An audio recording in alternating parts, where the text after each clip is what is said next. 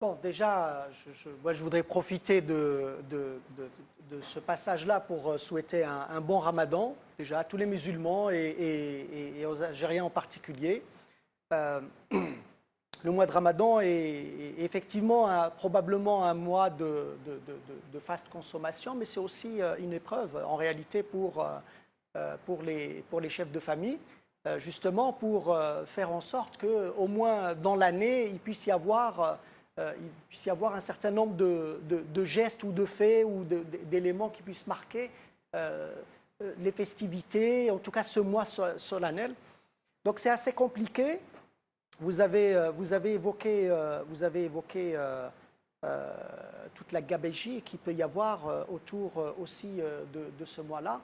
Bon, ça procède aussi du laisser-aller et de toutes ces années de faste, hein, où l'Algérie, les gouvernants, hein, Bouteflika et ses acolytes, hein, ont déversé pour acheter la paix civile et la paix sociale, et sans qu'on explique aux Algériens que il y a une contrepartie, que tout n'est pas permanent, que les ressources... Et qu'ils mangeaient leur blé en herbe. Absolument, et que les ressources, les hydrocarbures avaient une fin, et qu'à un moment donné, il va falloir se mettre à compter ce qu'on dépense, ce qu'on acquiert et ce qu'on dépense. Et donc on en est là aussi aujourd'hui.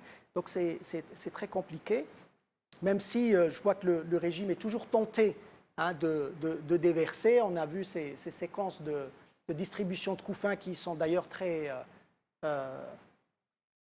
qui manquent de dignité en réalité, ces séquences-là, pour distribuer, alors qu'il y a d'autres façons de faire les choses et de cibler précisément les nécessiteux et d'autres mécanismes pour pouvoir les atteindre et leur donner ce que la société veut leur donner. Pourquoi cette propension à donner des couffins en nature? Pourquoi ne pas verser de l'argent sur le compte des gens ou leur donner une enveloppe?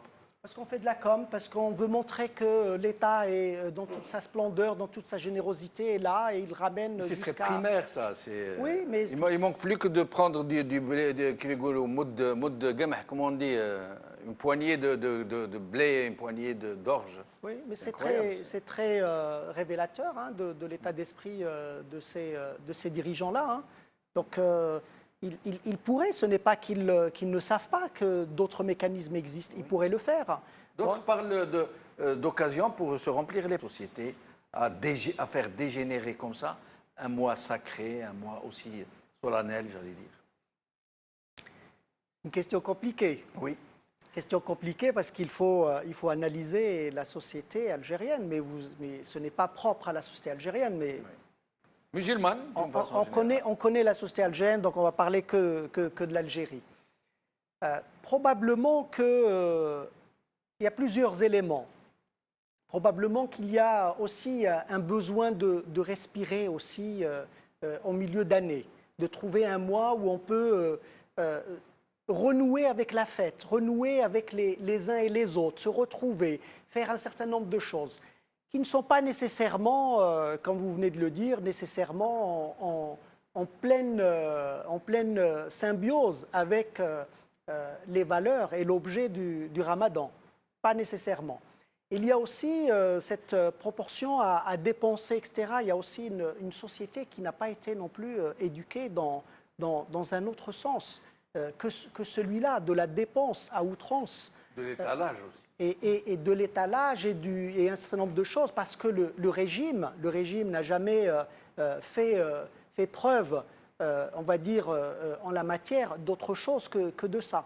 Il y a aussi cette volonté du régime à nourrir un certain nombre de clientèles et à les faire profiter de ce type de dispositif.